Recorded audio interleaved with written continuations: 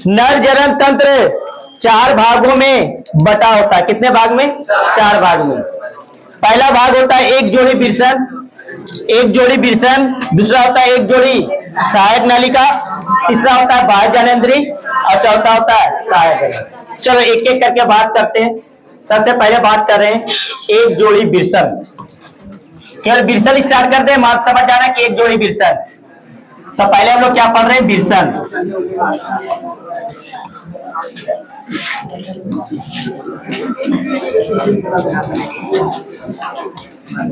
चलो विरसन।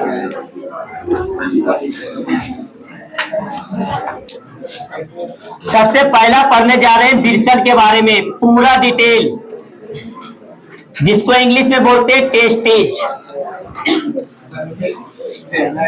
विरसन को क्या बोला जाता है? टेस्टेज। सुनो ध्यान से,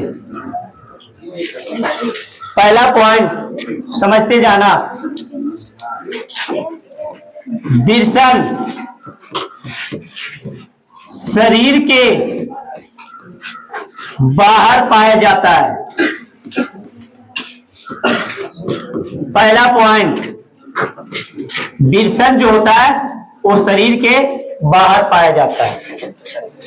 क्वेश्चन तो सबसे पहले यही उठता है कि विरसन शरीर के बाहर क्यों पाया जाता है, क्या कारण है? ये पोर्शन जो है ये है विरसन, ये विरसन है। कितना पाया जाता है? एक जोड़ी पाया जाता है और ये शरीर के बाहर पाया जाता है। तो क्वेश्चन तुमसे पूछेगा कि विरसन शरीर के बाहर क्यों पाया जाता है, क्या कारण है? तो सुनो ध्यान से, शरीर के बाहर इसलिए पाया जाता है कि शुक्र जनन के लिए, शरीर के बाहर इसलिए पाया जाता है, सुन लो ध्यान से, शुक्र जनन के लिए। किसके लिए? शुक्र जनन के लिए। शुक्र जनन मतलब शुक्राणु के निर्माण के लिए। शुक्र जनन के लिए तापमान चाहिए शरीर के तापमान से 3 से 4 डिग्री सेल्सियस कम। शरीर के तापमान कितना होता है? 37 डिग्री सेल्सियस। और शुक्र जनन के लिए, शुक्राणु निर्माण के लिए कितना तापमान चाहिए? 3 से 4 डिग्री कम। तो बताओ 3 से 4 डिग्री कम शरीर के अंदर तो मिलेगा नहीं।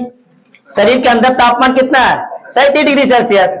लेकिन ये शुक्राणु का निर्माण जो होता है वो 34 या 35 डिग्री सेल्सियस के आसपास पे होता है। तो बताओ शरीर के अंदर अगर विरसन रहता तो शुक्राणु का निर्माण नहीं होता, और जब शुक्राणु का निर्माण नहीं होता तो युग्मनज नहीं बनता, और युग्मनज नहीं बनेगा तो कोशिका का निर्माण नहीं होगा, और कोशिका का निर्माण नहीं होगा तो नया पीढ़ी आएगा नहीं। यही कारण है कि ये जो विरसन है वो शरीर के बाहर पाया जाता है। क्लियर हो गया? तो कोई भी पूछेगा कि विरसन शरीर के बाहर क्यों मिलता है, तो शुक्र जनन के लिए तापमान कितना चाहिए? शरीर के तापमान से 3 से 4 डिग्री सेल्सियस कम चाहिए, जो शरीर के बाहर ही मिल सकता है। इसलिए विरसन कहाँ पाया जाता है? शरीर के बाहर पाया जाता है। पहला पॉइंट समझ में आ गया। दूसरा पॉइंट, विरसन शरीर के बाहर विरसन कोष में पाया जाता है। विरसन कोष में पाया जाता है। किसमें पाया जाता है? विरसन कोष। एक थैलीनुमा संरचना होता है। यह संरचना एक थैलीनुमा संरचना है, जिसको हम लोग क्या बोलते हैं? विरसन कोष बोलते हैं। और इसी विरसन कोष में क्या मिलता है? विरसन पाया जाता है। समझ में आया बात? तो जो थैलीनुमा संरचना है उसका नाम दिया गया, उसका नाम क्या है? विरसन कोष। तो विरसन कहां पाया जाता है? शरीर के बाहर पाया जाता है। और शरीर के बाहर कहां मिलता है? विरसन कोष में पाया जाता है। क्लियर हो गया? समझ में आ गया? कोई दिक्कत? तीसरा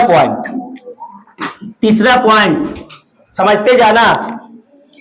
तीसरा पॉइंट है कि विरसन शरीर से बाहर कब आता है?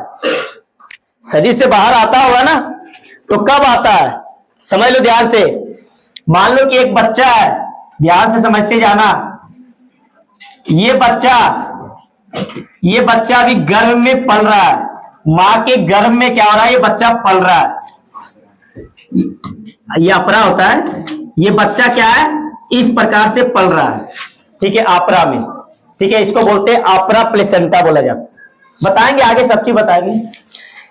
ये बच्चा का जब ये मां का गर्भधारण 7 मंथ का होता है, 7 मंथ कंप्लीट हो जाता है, कितना मंथ?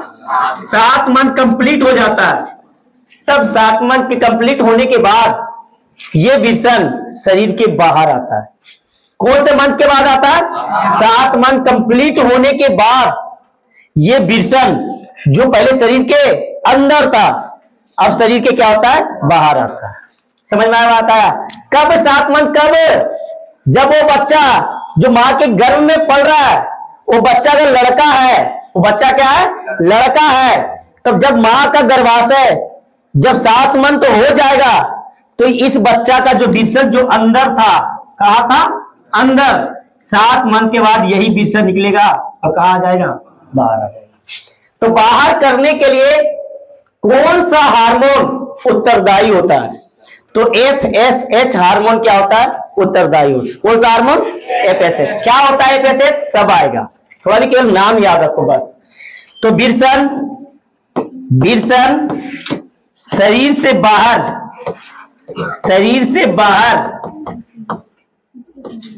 7 माह के बाद FSH हार्मोन की सहायता से, विषण शरीर से बाहर 7 माह के बाद FSH हार्मोन की सहायता से शरीर के बाहर आता है। कब आएगा? 7 मंथ। जब मां का गर्भाशय में जो बच्चा पल रहा है, वो बच्चा अगर लड़का है, तो जब 7 माह का गर्भाशय हो जाएगा पूर्ण, तब जाकर के ये विषण क्या होता है? बाहर निकालता है। बाहर निकालने के लिए कौन सा हार्मोन उत्तरदायी होता है? FSH क्या है, नहीं है, सब आए। ठीक है, 3 पॉइंट समझ में आ गया। चौथा पॉइंट हटा दें। चौथा पॉइंट ध्यान से समझते जाना। चौथा पॉइंट जो है, यदि कोई लड़का ऐसा है जिसका विषण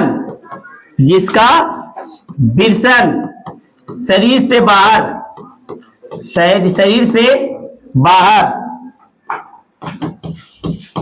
नहीं आता है, तो इस प्रक्रिया को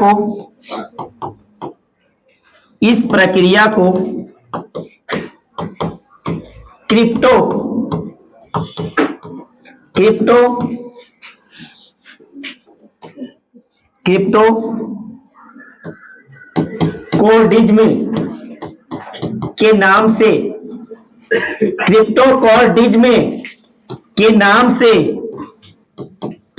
से जानते हैं। कोई बच्चा ऐसा है, सुन लो ध्यान से, कोई बच्चा ऐसा है जिसका विषण 7 माह कंप्लीट भी हो गया, और उसका विषण, उस बच्चा का विषण, जो लड़का है, लड़की का बात नहीं कर रहे, लड़का का बात कर रहे हैं, और उसका विषण तो भी बाहर नहीं आया, तो भी उसका विषण बाहर नहीं आया, तो बच्चा, उस प्रक्रिया को हम लोग क्या बोलते हैं? क्रिप्टोकोर्टिज्म के नाम से जानते हैं। क्रिप्टोकोर्टिज्म। अब बताओ, सोचो, दिमाग लगाओ थोड़ा सा, कॉमन सेंस। ठीक है, अब बताओ, जब ये बच्चा मां के गर्भाशय से बाहर आएगा, तो बताओ, क्या ये बच्चा शुक्र जनन करने के लिए उत्तरदायी है कि नहीं? क्या ये शुक्र जनन ये बच्चा कर सकता है? ये बच्चा शुक्र जनन नहीं कर सकता। क्यों नहीं कर सकता है? क्योंकि शुक्र जनन के लिए तापमान कितना चाहिए? अरे कितना चाहिए? शरीर के तापमान से 3 से 4 डिग्री सेल्सियस कम चाहिए। लेकिन ये तो, इसका विषण तो शरीर के अंदर ही रह गया, तो ये बच्चा शुक्राणु का निर्माण नहीं कर सकता। बच्चा जब शुक्राणु का निर्माण नहीं करेगा, तो इस बच्चा को बोलते हैं बंध्या बच्चा है, मतलब ये आगे का पीढ़ी नहीं दे सकता। समझ में आया बात? ये बिरसन के लिए कितना तापमान चाहिए, टेस्टिस के लिए कितना तापमान चाहिए, शरीर के तापमान से कितना कम, 3 से 4 डिग्री सेल्सियस कम। अब 3 से 4 डिग्री सेल्सियस कम, कोई बच्चा ऐसा है जिस समय इसका एफएसएच हार्मोन स्रावित होना चाहिए वो स्रावित नहीं हुआ, और बिरसन किधर आ गया, शरीर के अंदर आ गया। और जब शरीर के अंदर आ गया तो ये बच्चा अब शुक्राणु जनन नहीं कर सकता। और जब शुक्राणु जनन नहीं करेगा तो सिंपल सा बात है कि ये बच्चा कैसा हो जाएगा, बंध्या हो जाएगा। बंध्या मतलब ये जनन करने लायक नहीं है, मतलब इसका आगे का पीढ़ी नहीं हो सकता। समझ में आ गया बात, इतना पॉइंट समझ में आया। क्या क्या बोले, पॉइंट समझते जाना। पहले बता रहे हैं, पहला पॉइंट, बिरसन शरीर के बाहर पाया जाता है। बाहर क्यों पाया जाता है, कोई पूछ दिया वहीं पे जवाब देना कि बिरसन शरीर के बाहर इसलिए पाया जाता है क्योंकि शुक्र जनन के लिए तापमान कितना चाहिए, शरीर के तापमान से 3 से 4 डिग्री सेल्सियस कम। शरीर के अगर अंदर रहेगा तो तापमान मिलेगा 37 डिग्री सेल्सियस, और जब 37 डिग्री सेल्सियस बनेगा तो शुक्राणु का निर्माण नहीं कर पाएगा, और जब शुक्राणु का निर्माण नहीं कर पाएगा तो सिंपल सा बात है, तो वो बच्चा कैसा हो जाएगा, बंध्या बच्चा हो जाएगा। इसीलिए जो बिरसन है वो शरीर के किधर पाया जाता है, बाहर पाया जाता है। पहला पॉइंट समझ में आ गया। दूसरा पॉइंट, बिरसन शरीर के बाहर किसमें पाया जाता है, तो एक थैलीनुमा संरचना होता है। इस थैलीनुमा संरचना को क्या बोलते हैं, बिरसन कोष कहते हैं। इस बिरसन कोष में पाया जाता है, ठीक है। उसके बाद हम बताएं कि जो बिरसन है वो शरीर के बाहर कब आता है, तो जो बच्चा मां के गर्भाशय में जो बच्चा पल रहा है और वो बच्चा लड़का है, वो बच्चा क्या है, लड़का है, तो जब ये मां का गर्भाशय 7 माह पूरा हो जाएगा, 7 माह, तब ये जाकर के बिरसन अंदर से किधर आता है, बाहर। और बाहर लाने के लिए कौन से हार्मोन उत्तरदायी होता है, एफएसएच। भूलना नहीं है क्या होता है, एफएसएच सब आएगा, थोड़ा वेट कर लो अभी। उसके बाद हम बताएं, चौथा पॉइंट बताएं कि कोई बच्चा ऐसा है, कोई बच्चा ऐसा है, होता भी है बहुत सारा बच्चा ऐसा, समझ में आया कि नहीं, लाखों में 1-2 बच्चा ऐसा तुमको देखने को मिलेगा, ठीक है। कोई बच्चा ऐसा है जिसका बिरसन शरीर से बाहर आया ही नहीं। अब सोचो, शरीर से बाहर जब नहीं आया तो इसका बिरसन है कहां, शरीर के अंदर है। अब जब शरीर के अंदर है और जब बच्चा मां के गर्भाशय से बाहर आएगा, जब बच्चा ये बड़ा होगा, 12 से 14 वर्ष का हो जाएगा ये बच्चा, तो क्या ये बच्चा शुक्राणु निर्माण कर सकता है, नहीं कर सकता है, क्योंकि बिरसन किधर आ गया, बिरसन आ गया अंदर। तो अभी तो बहुत सारा टेक्निक आ गया है कि उस बिरसन को ऑपरेशन से क्या किया जाता है, मां के गर्भाशय में ही उसको बाहर ला दिया जाता है। अल्ट्रासाउंड वगैरह जो कराते हैं ना, उससे साफ साफ झलकता है कि वो बिरसन शरीर के अंदर या बाहर है। अगर अंदर है तो अभी टेक्नोलॉजी बहुत सारा आ गया, तो अभी टेक्नोलॉजी की सहायता से इसके बिरसन को क्या किया जाता है, बाहर निकाल दिया जाता है। लेकिन पहले टेक्नोलॉजी नहीं था, तो पहले जो भी बच्चा का बिरसन शरीर के अंदर आ जाता था वो बंध्या हो जाता था। बंध्या मतलब वह शुक्राणु का निर्माण नहीं कर सकता। बात समझ में आ गया, कोई दिक्कत यहां तक नहीं ना। चलो नेक्स्ट पॉइंट, छठा पॉइंट, डी हुआ ना ये, अच्छा 4 ही पॉइंट हुआ अभी। चलो डी इसको लिखे, एबीसीडी लिख रहे हैं ना, इसको डी, इसको ई दे दो। यदि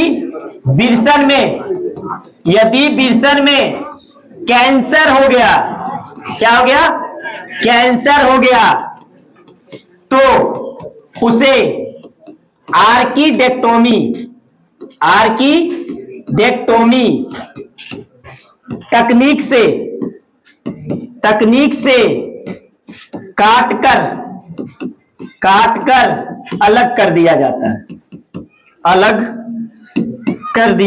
है, समझ में आया बात। अगर मान लो कि कोई बच्चा ऐसा है जिसके बच्चा में बिरसन में क्या हो गया, कैंसर हो गया। अब कैंसर ऐसा रोग है, अगर उसको उसी समय अगर इसको ठीक नहीं किया जाए तो पूरा शरीर में क्या हो जाएगा, फैल जाएगा। तो उस समय क्या किया जाता है, एक तकनीक होता है आर्कीडेक्टोमी। इस तकनीक से क्या किया जाता है, उस बिरसन को काट करके शरीर से क्या किया जाता है, अलग कर दिया जाता है।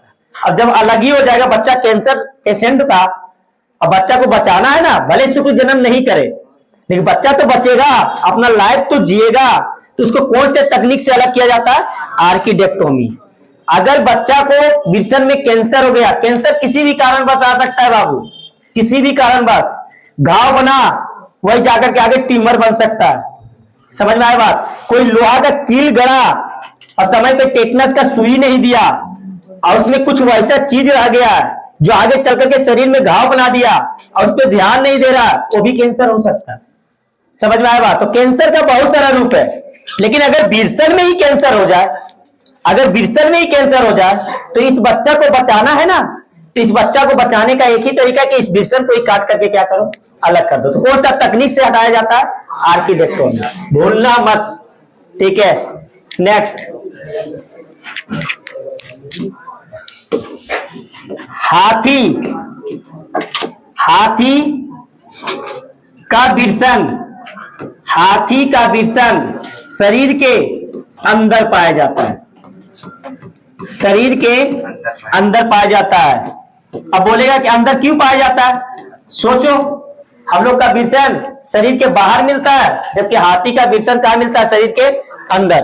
तो देखो, उसका जो शुक्राणु का निर्माण हो रहा है, हाथी का जो शुक्राणु का निर्माण हो रहा है, उसके लिए तापमान उसके शरीर के तापमान ही चाहिए। बात समझ में आए क्या बोलना हम चाह रहे हैं? नर में, मनुष्य प्रजाति के नर में शुक्राणु का निर्माण के लिए शरीर के तापमान से 3 से 4 डिग्री सेल्सियस कम चाहिए, लेकिन हाथी का विरसन शरीर के अंदर है, मतलब वो जो शुक्राणु निर्माण करेगा उसके शरीर के तापमान के ही समान है, मतलब शुक्राणु का निर्माण उस तापमान पे कर सकता है, मतलब वो तापमान उसके लिए क्या है? अनुकूल है, उसके लिए क्या है? अनुकूल। लेकिन हम लोग के लिए जो शरीर का तापमान है वो शुक्राणु जनन के लिए अनुकूल नहीं है, इसलिए हाथी का विरसन शरीर के किधर पाया जाता है? अंदर पाया जाता है। क्लियर हो गया? तो ये इतना पॉइंट है, ये टोटल कितना पॉइंट हो गया? 6 पॉइंट विरसन से रिलेटेड। क्लियर हो गया? हटा दें। चलो अब बात करेंगे विरसन का आंतरिक संरचना।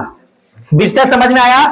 ये क्या है? देखो लिखा हुआ है विरसन कोष, थैलीनुमा संरचना क्या है? विरसन कोष। और ये जो अंडा ऐसा संरचना है, ये क्या कहलाता है? विरसन का। तो विरसन का आंतरिक संरचना पढ़ने जा रहे हैं। क्लियर हो गया? हटा दे। लिखा गया सब पॉइंट, तो हेडिंग डालो, लिखो विरसन का आंतरिक संरचना।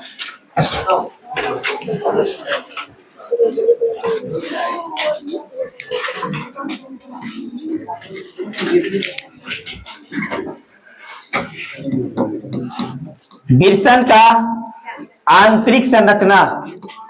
आंतरिक मतलब समझ में आया? आंतरिक संरचना का मतलब समझ में आया? अंदर की संरचना, अंदर क्या क्या पाया जाता है विरसन के अंदर। शुक्राणु का निर्माण विरसन में होता है, भूलना नहीं है। समझ में आया कि नहीं? विरसन में ही शुक्राणु का निर्माण होता है। सब चीज बताएंगे एक एक चीज करके, सुनो ध्यान से। विरसन का आंतरिक संरचना, तो देखो ध्यान समझते जाना।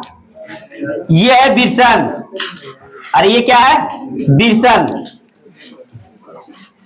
ये है विरसन, ठीक है। विरसन के ऊपर एक थैलीनुमा संरचना रहता है।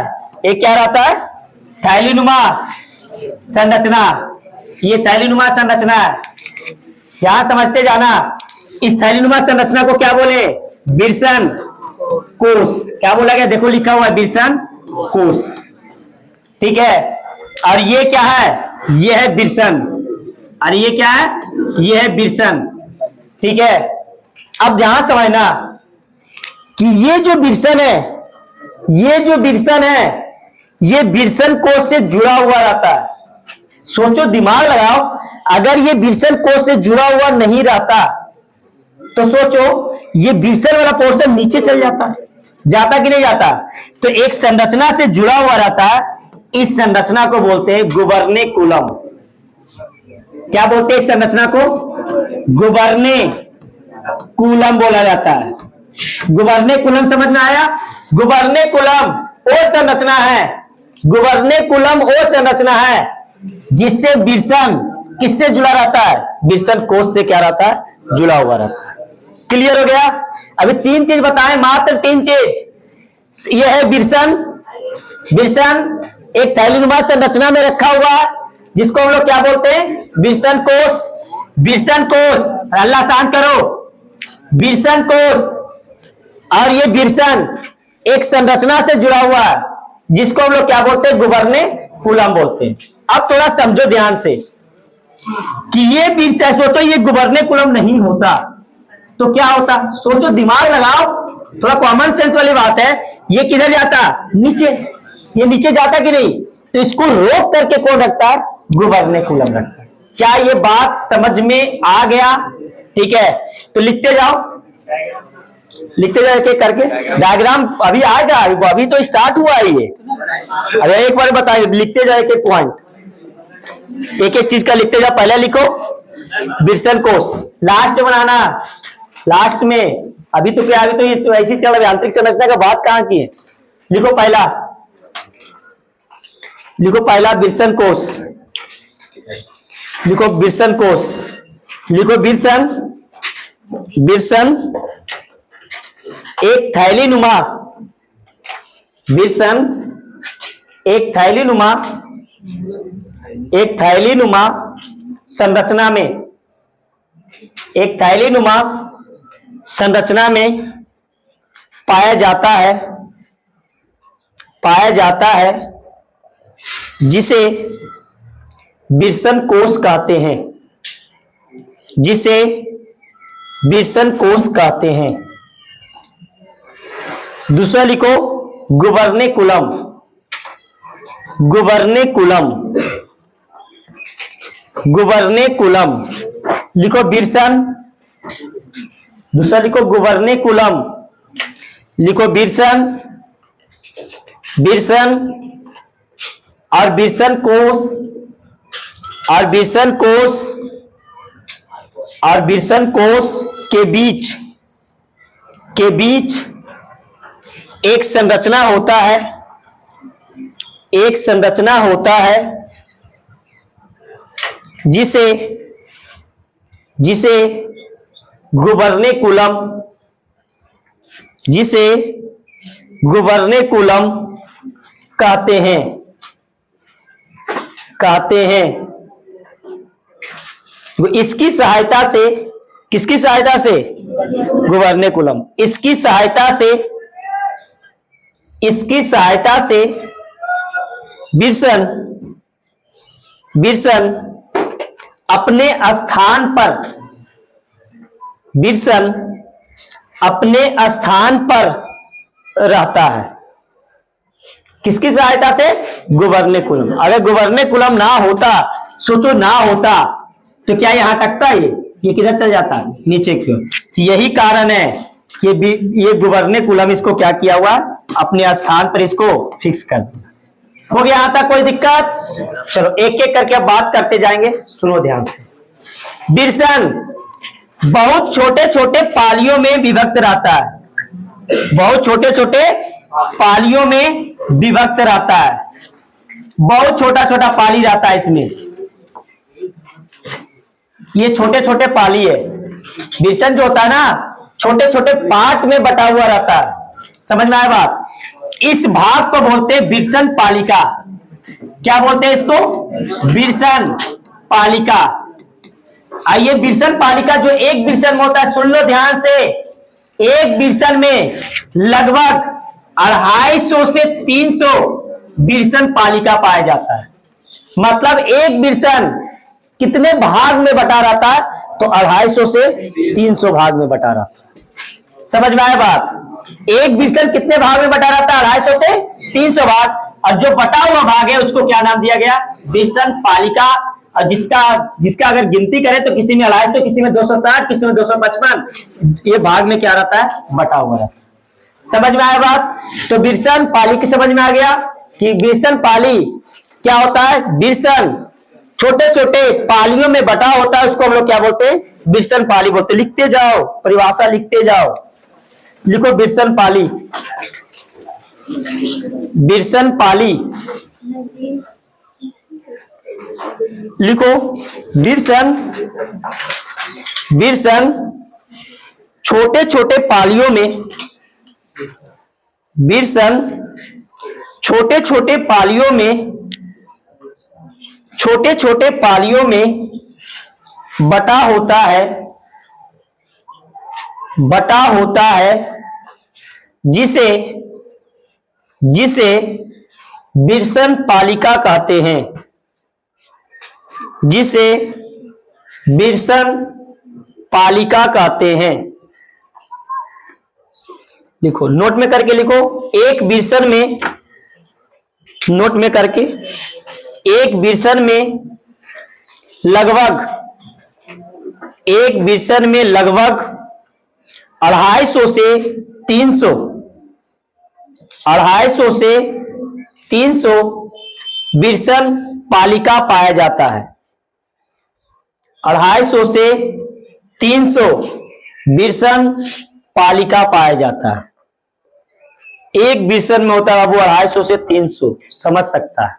ठीक है, अब इसके अंतर्गत सुन लो ध्यान से, स्टेप बाय स्टेप चल रहे हैं, एक एक करके इसलिए चल रहे हैं, आराम आराम से पढ़ना है। इसके अंतर्गत शुक्रजनक नालिका पाया जाता है। कौन सा नालिका? शुक्रजनक नालिका। ये शुक्रजनक नालिका जो होता है, किसी में 1, किसी में 2 और किसी में 3 होता है। ये क्या है? शुक्रजनक नालिका। शुक्रजनक नालिका किसमें है? किसमें है? विरसन पालिका में। विरसन पालिका में क्या पाया जाता है? शुक्रजनक नालिका। नाम ही है शुक्रजनक, शुक्राणु को बनाने वाला। शुक्राणु को कौन बनाता है? ये विरसन पालिका के अंतर्गत शुक्रजनक क्या पाया जाता है? शुक्रजनक नालिका पाया जाता है। यही शुक्रजनक नालिका क्या बनाएगा? ये बनाएगा क्या? शुक्राणु बनाएगा। किसका निर्माण करेगा? शुक्राणु। समझ में आया बात? तो विरसन, बताओ, विरसन पाली में कितना शुक्रजनक नालिका मिलता है? 1 से 3, किसी में 1, किसी में 2 और किसी में 3 भी मिलता है। 3 से अधिक नहीं, 3 से अधिक नहीं, एकदम रिसर्च किया हुआ है। समझ में आया बात? एनसीईआरटी का जो भी डाटा है पूरा रिसर्च किया हुआ है। समझ में आया बात? किसी में 1 मिलेगा, किसी में 2 या किसी में 3 मिलेगा। ठीक है, कितना विरसन पालिका होता है? 250 से 300। और एक विरसन पालिका में कितना शुक्रजनक नालिका होता है? 1 से 3। तो लिखो शुक्रजनक नालिका के बारे में, लिखते जाओ एक एक करके।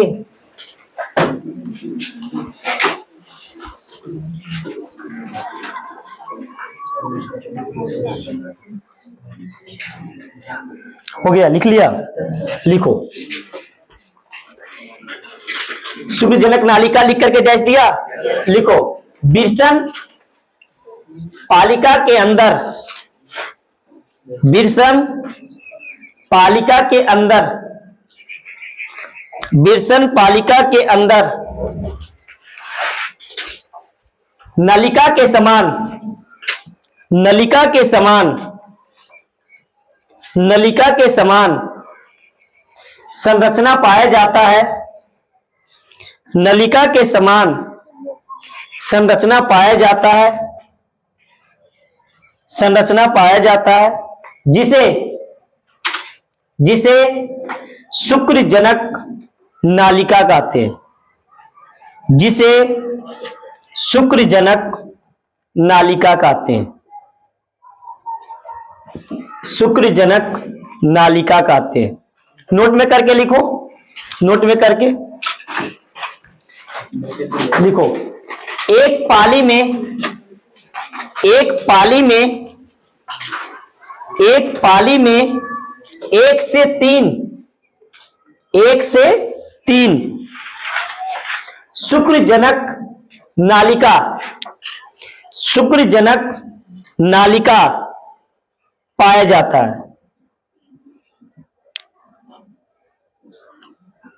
पाया जाता है। क्या क्या बताएं अभी? एकदम आराम से, कोई जल्दबाजी नहीं है हमको। समझ में आया कि नहीं? कोई जल्दबाजी नहीं है, एकदम आराम आराम से पढ़ना। ठीक है, स्टेप बाय स्टेप। सबसे पहले क्या था? विरसन कोष। विरसन कोष के अंदर क्या था? विरसन था। विरसन और विरसन कोष एक संरचना से जुड़ा हुआ है, उसको क्या बोलते हैं? गुबर्नेकुलम। क्लियर हो गया? ये विरसन छोटे छोटे 250 से 300 भाग में बटा होता है, जिसको हम लोग क्या बोलते हैं? विरसन पालिका। विरसन पालिका के अंदर क्या पाया जाता है? शुक्रजनक नालिका। अब ये डायग्राम पूरा हो गया। अब समझो, देखो बाबू, इसका नाम क्या है? आराम से समझना, एकदम स्टेप बाय स्टेप। इसका नाम क्या है? शुक्रजनक नालिका। अब ये शुक्रजनक, नाम ही है शुक्रजनक। शुक्राणु का निर्माण करेगा। कौन करेगा? शुक्रजनक नालिका। अब इस शुक्रजनक नालिका किस प्रकार से करेगा? तो इसका आंतरिक संरचना देखना पड़ेगा। किसका आंतरिक संरचना देखना पड़ेगा? शुक्रजनक नालिका का। बात समझ में आ रहा है क्या बोले? क्योंकि शुक्राणु कौन बनाएगा? शुक्राणु बनाएगा शुक्रजनक नालिका। तो इस शुक्रजनक नालिका में क्या क्या पाया जाता है, क्या क्या नहीं पाया जाता, इसको निकाल करके बताएंगे, तभी तो समझ में आएगा। तो हेडिंग डालो, लिखो शुक्रजनक नालिका। क्या? शुक्रजनक नालिका।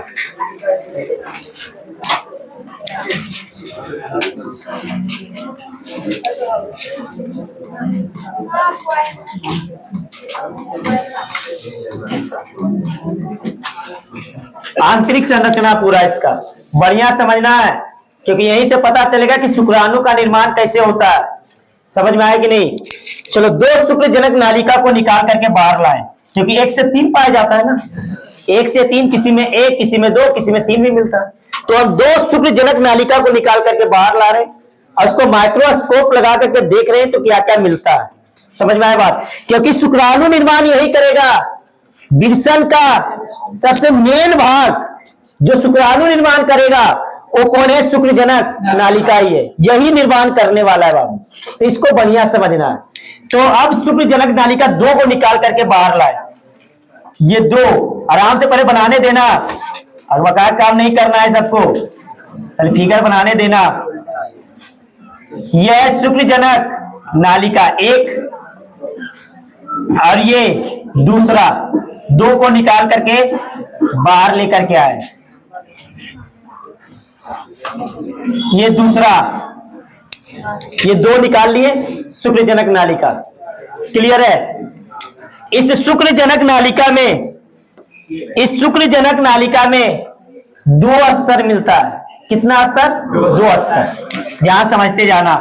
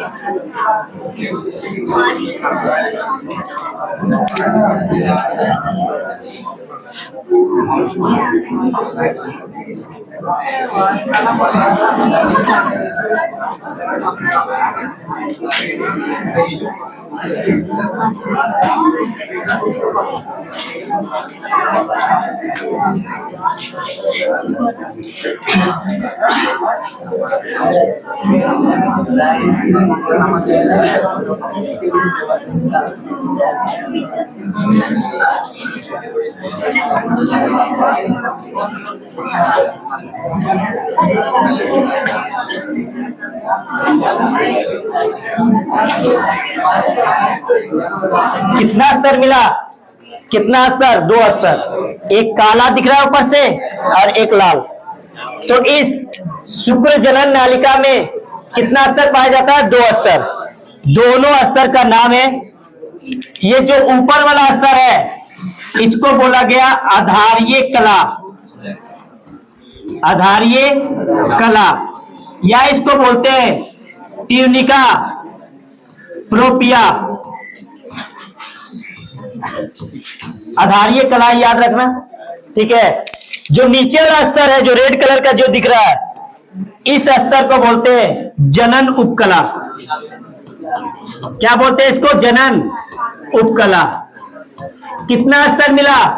2 स्तर, एक आधारीय कला और जो नीचे वाला स्तर है वो जनन उपकला। आधारीय कला का केवल और केवल काम है, सुन लो ध्यान से, ये नीचे वाला स्तर को बचा करके रखता है, क्योंकि शुक्राणु निर्माण करता है नीचे वाला स्तर। समझ में आया बात? जनन उपकला नाम ही है, जनन उपकला। शुक्राणु कौन बनाएगा? जनन करने के लिए कौन उत्तरदायी होगा? शुक्राणु। और शुक्राणु कौन बनाएगा? जो नीचे वाला स्तर है। तो ये स्तर नीचे का है और ये स्तर ऊपर का रहता है, ये स्तर ऊपर का रहता है।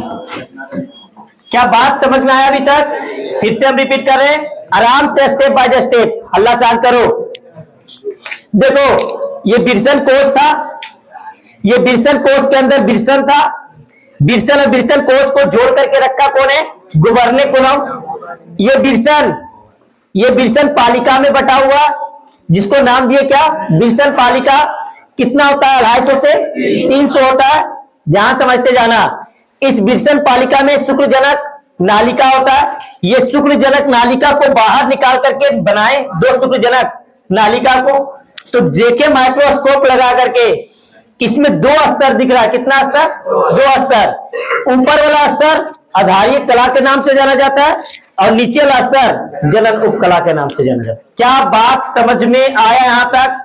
कोई दिक्कत यहां तक? अब सुनो ध्यान से, ये जो ध्यान समझना, इसमें 2 प्रकार का कोशिका, जनन उपकला में 2 प्रकार का कोशिका दिख रहा है। एक कोशिका बड़ी है और एक कोशिका छोटी है। एक कोशिका जो है बड़ी और एक कोशिका क्या है? छोटी है। देखो, जो उठा हुआ है बड़ी कोशिका है और जो नीचे है वो छोटी कोशिका। इसमें भी कितना कोशिका है? सब में, सब जनन उपकला में ऐसा ही पाया जाता है। 2 प्रकार का कोशिका। कितने प्रकार का कोशिका मिलता है? 2 प्रकार का कोशिका पाया जाता है। तो इसमें 2 प्रकार का कोशिका मिलता है, ठीक है। जो बड़ी कोशिका होता है, जो बड़ी कोशिका होता है, बड़ी कोशिका दिख रहा है? अरे बड़ी कोशिका दिखा, जो उठा हुआ है, उस कोशिका को हम लोग बोलते हैं सरटोली कोशिका। अरे क्या बोलते हैं इसको? सरटोली कोशिका। क्या बोलते हैं? सरटोली कोशिका। जो कोशिका छोटी है, जो छोटी उठा हुआ है, बड़ी कोशिका, जो छोटी छोटी कोशिका दिखा, उसको बोलते हैं नर जर्म कोशिका। नर जर्म कोशिका। अब शुक्राणु का निर्माण यही करेगा, नर जर्म ही करेगा। मतलब शुक्राणु का निर्माण यहां पे होने वाला छोटी कोशिका में। समझ में आया बात? क्या क्या बोले? एकदम स्टेप बाय स्टेप, कोई जल्दबाजी नहीं, एकदम आराम आराम से, ठीक है। क्या किए? इस शुक्रजनक नालिका को निकाल करके बाहर लाए। आ गया बाहर। कितना आया? 2 को लेकर के आए, क्योंकि बिरसन पाली में या तो 1 होता है, या तो 2, या तो 3। हम 2 को ला करके दिखा रहे हैं। जब इसको माइक्रोस्कोप लगा करके देखें, किसको? शुक्रजनक नालिका को माइक्रोस्कोप लगा करके देखें, तो इसमें दिखा क्या कि ये जो शुक्रजनक नालिका है वो 2 स्तर से बना हुआ। कितना स्तर से? 2 स्तर से। ऊपर वाला स्तर जो आधारीय कला या ट्यूनिका प्रोपिया के नाम से जाना जाता है, और जो नीचे वाला स्तर है उसको बोलते हैं जनन उपकला बोलते हैं। इस जनन उपकला में देखा गया तो 2 प्रकार का कोशिका मिलता है। एक कोशिका होता है बड़ी कोशिका, जो उठा हुआ है इस प्रकार से, ये कोशिका क्या है? बड़ी कोशिका। और जो ये छोटा छोटा काला काला दिख रहा है, ये कैसी कोशिका है? छोटी कोशिका। बड़ी कोशिका को नाम दिया गया सरटोली कोशिका, और जो छोटी कोशिका है उसको नाम दिया गया क्या?